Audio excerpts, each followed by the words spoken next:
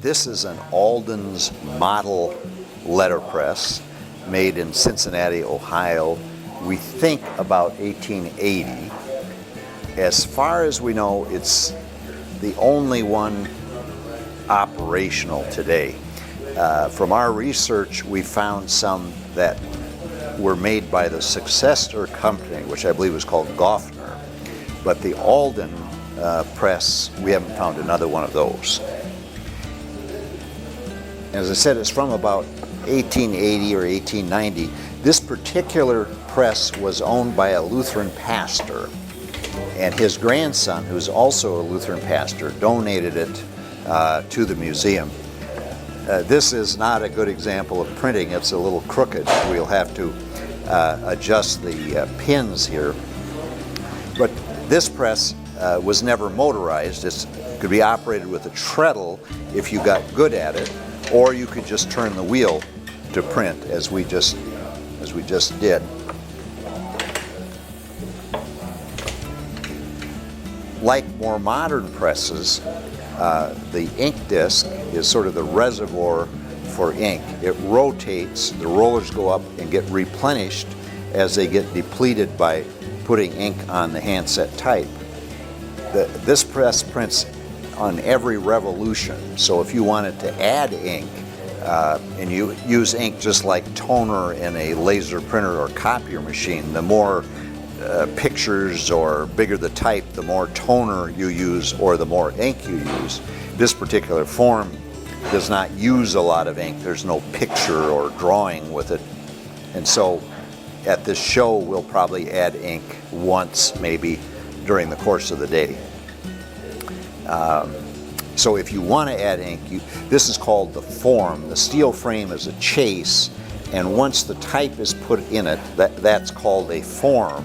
And this is clamped onto the press. But if you're going to add ink, you'd have to take this off, put ink on the disc, and then operate it with the treadle to get your ink distributed. And then you would put the form back on the press.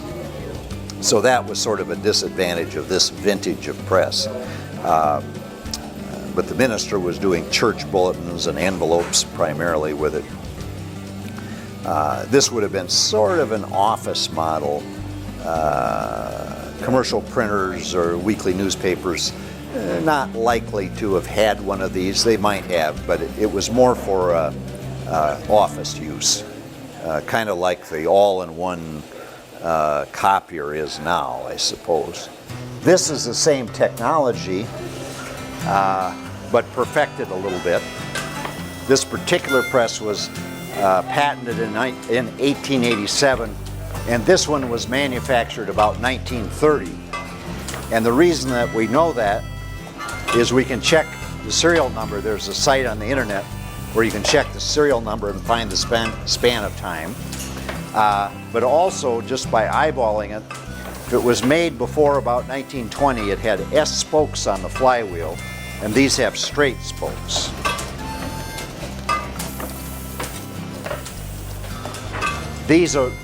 Some of these were probably steam powered originally, or stationary engines, and then this one has always been electric powered. But as soon as they had electricity, they would have put electric motors on it. This one is one I operated, starting at age 12. I had to stand on a wooden pop crate in order to reach into the press.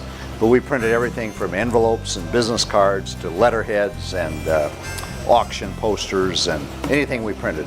And you can also number and perforate on here. And so like for raffle tickets, we would, I'm just demonstrating a number here, but we would number and perforate the raffle tickets on this press. And we used this up until 2003. And my wife and I donated it to the museum here, but we actually used it for numbering until 2003. This is a perforator, probably from the 1880s, something like that. And it was used to, anything that needed to be perforated, but especially raffle tickets would be a good example, and a number of different types of business forms would have needed a perforation.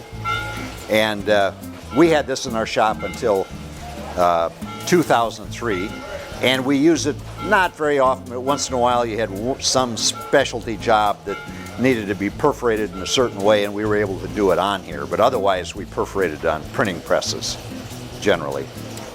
But this is a special relic in very good shape, pedal operated. This machine is a proof press from about 1880 or so. I'm not sure the date of manufacture of this, but it would go back to that era. And we would take columns of type and put in this is called a galley, and this is a galley proof press. We put ink on the type, put a strip of paper over it, and then roll this over the top of it to make a proof. And we would give that proof then to the proofreader, and then he or she would give it to the linotype operator to make corrections. And in the New York book publishing industry today, where everything is electronic and computerized, they still use the term galley proof. So if you wrote a book, the publishing company would probably give you a galley proof at some time. Certainly would not have been made this way, but that's the terminology that's still used to this day. And most authors probably don't know what a galley is, but there's a galley. And this is unique because it's brass. It means it's older, more valuable, unique. Later on they were steel. This is a paper cutter, probably from the 1950s, 40s or 50s. This one has no safety mechanism on it, so we still use it in here to cut paper for our presses, but it's we have it blocked off and to protect people. But you could cut, 23 inch, 25 inch paper.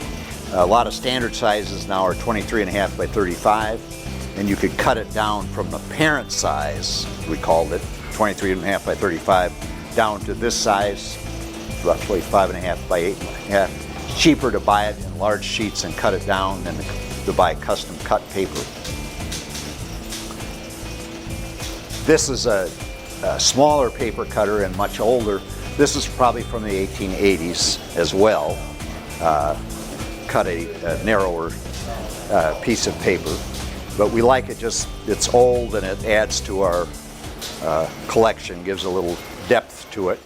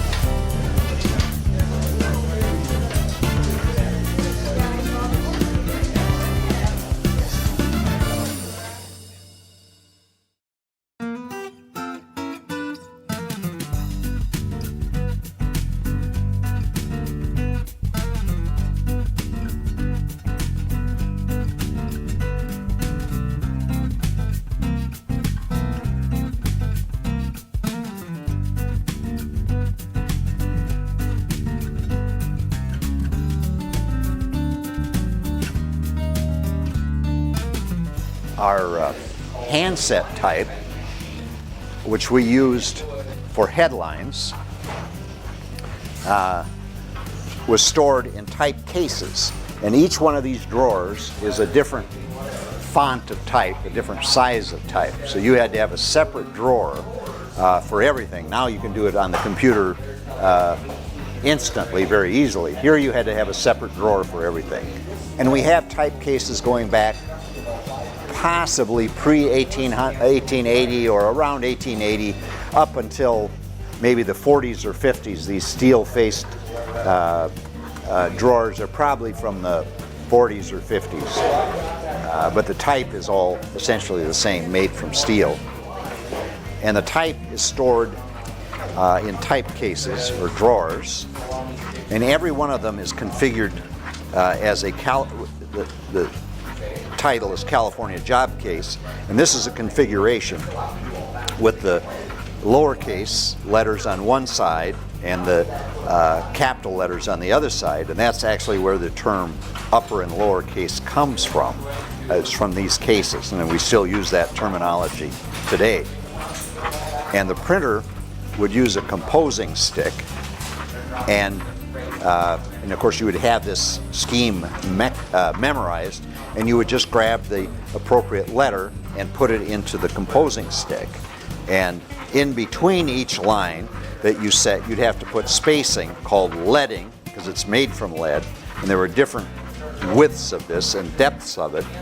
And you'd set one line, put a strip of lead, either this is a 6-point lead, you might put a 2-point, narrow, a third the size of this in there. And we have various tools that a printer would use, a mallet and plane. Once the form was set up, or a newspaper page, before you locked the form tightly into the chase, which is this steel frame, iron frame, you would tap it gently with the mallet and plane so that none of the type was sticking up. Of course, if it stuck up, it would poke a hole in whatever you were printing. Photos were more arduous tasks in those days. You had to have a plate made, or an engraving, for every photograph that you used. This does not happen to be a Polaroid picture, but it's about the size of the ones we were taking in the 50s and 60s, with a Polaroid attachment to a graphic speed camera, which was a large format camera. And so you take your picture, pop it in the mail to a bigger newspaper that had the equipment to make engravings, and then it would come back to you in the next day's mail, or maybe on the bus, whatever kind of delivery service you had that was fastest. And an engraving, and it's the same way that we do pictures in essence today, is a screening process. So the picture, instead of just being black and white, has grays in it, a spectrum of tones. And so this is a series of dots.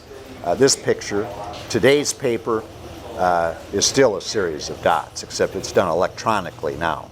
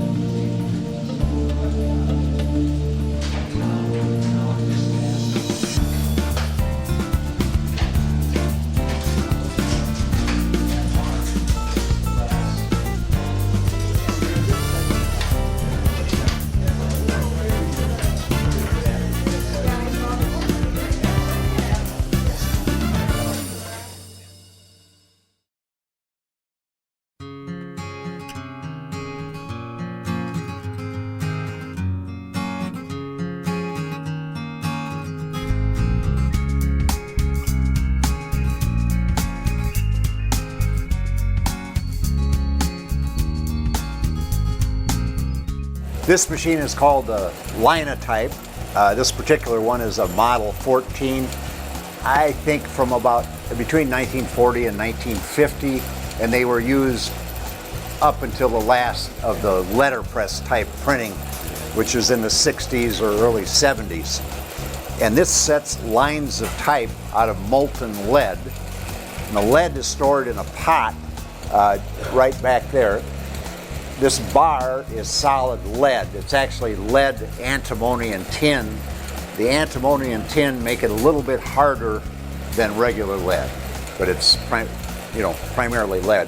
And that ratchets down into that pot as you deplete the lead by setting lines of type. And each letter and number has a brass matrix or mat, and the mold of each letter is in one of these. These mats are stored in a magazine. This is called the magazine, and they go in there head to foot. So the same letter, is stacked up like that in its own channel, and you can see the bottoms of the mats across there. one channel for each letter and number. And in those channels, like your vowels, A's, E's, and I's, there are a lot of them.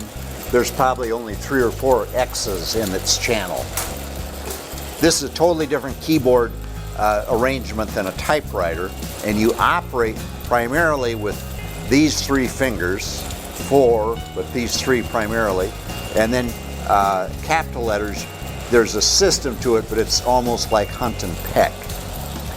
And between each word and each sentence, we put a space band, and this creates the proportional space between a word or sentence, and it's pushed up like that. It's in between these mats. Like if that was the beginning of a sentence and this was an end of a sentence, it would put proportional spacing in between there. And then the space bands had to be cleaned every day because they get residue from the hot lead. And we had these, it's essentially an eraser, and these are called ears, and we would clean the residue, scrape it off with the eraser. Any buildup on there we would do that with. This key is supposed to release the space band, but it's not working today, so I'm doing it manually.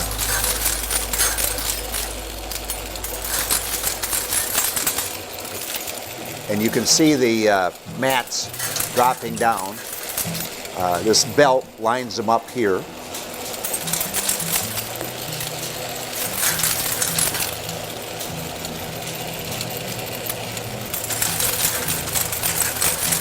And for there's a setting here for the length of the line that we want to do. It's actually set for this, about that line.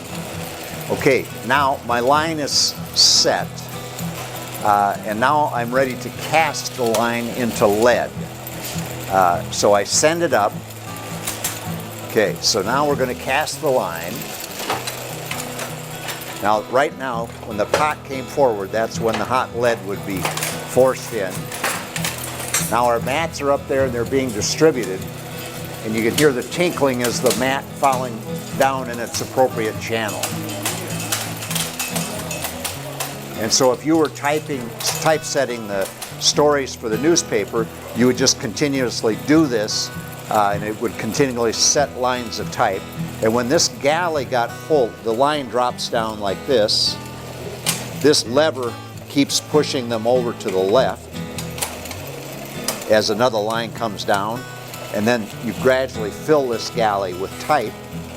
When this galley gets full, you would take it over, put ink on it with a roller, put a paper on it, run a roller over it, and make a proof of that type, and then the proofreader would go through it, mark the errors, and then give that sheet of paper back to the linotype operator, and there's a copy board that goes right here, and I'd roll that up kind of and put that on there and make my correction. And the machine operator, the linotype operator, was not necessarily a mechanic, but was trained not only in the operation of the machine, but in the maintenance of the machine. And so daily you would lubricate most of the machine. Some of it you didn't have to do every day. You'd do some cleaning. You'd prepare your lead. You would clean your space bands at least once a day when you were operating, sometimes twice a day if you were going to operate all day, because they accumulate residue from the lead and the heat process. And so you would clean those to keep them operating well, and then you would put them back here. You could, as an operator, the typical operator could do some minor repairs and adjustments on the machine, but anything major, you'd bring in a machinist. In a large newspaper or printing plant, you probably had a machinist on staff, just as you would have maybe a computer tech person on staff today. In smaller papers, weekly newspapers, we would usually bring in a machinist from a neighboring, the biggest daily in the area, because their machinists would moonlight after hours or weekends and go out and work on linotypes in small towns and for other printers, and that's what we used to do. But you could do quite a few things. There's some things that wear out that you just replace, and you would be able to do that. We have 2 linotypes and an intertype, and when the patents ran out on the linotype, which had about 1,000 patents, a fellow came up with the intertype to compete. And so he kind of copycatted the linotype. It's very similar. There probably are some parts that are interchangeable, but most of them are just enough different not to be, which was kind of the idea. This one could be restored. We don't have plans to because it's so similar to the linotype, but this mechanically is still sound. It's dirty, needs to be lubricated, but it could be restored quite easily.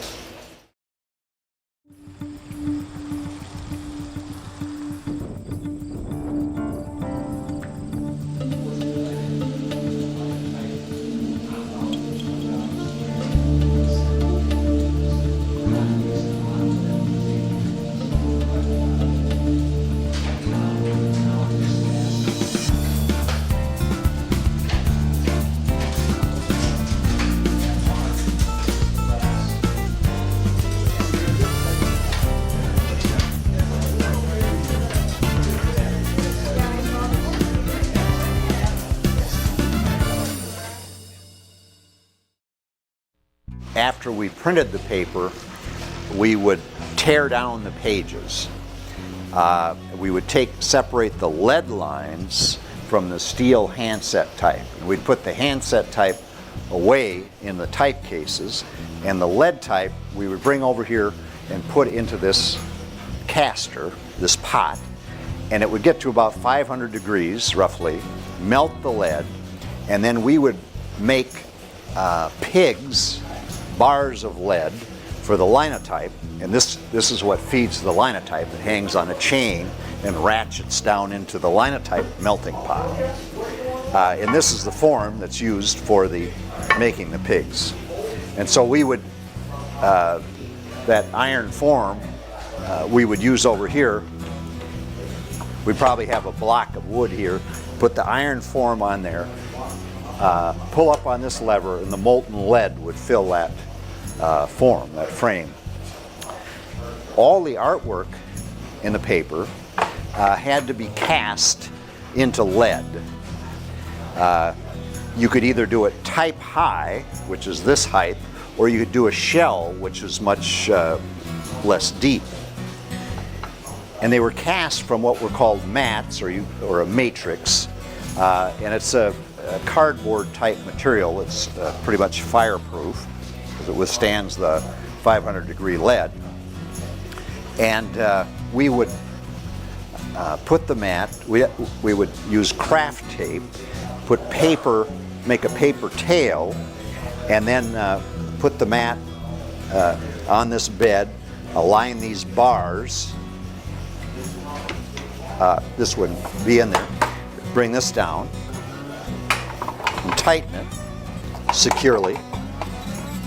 And then this table rotates back. And then we would lift this handle and fill that full of molten lead. And the lead is hardened by the time you get this back. And we take it out, and then we would have a large block of lead, and then we'd have to trim it down to the size of the artwork that we wanted. And we have a diamond tipped saw with which we would saw it down to the proper size. And today in our newspaper we subscribe to an electronic art service, and we download high resolution art off the internet from this company. Using a password and username and so on.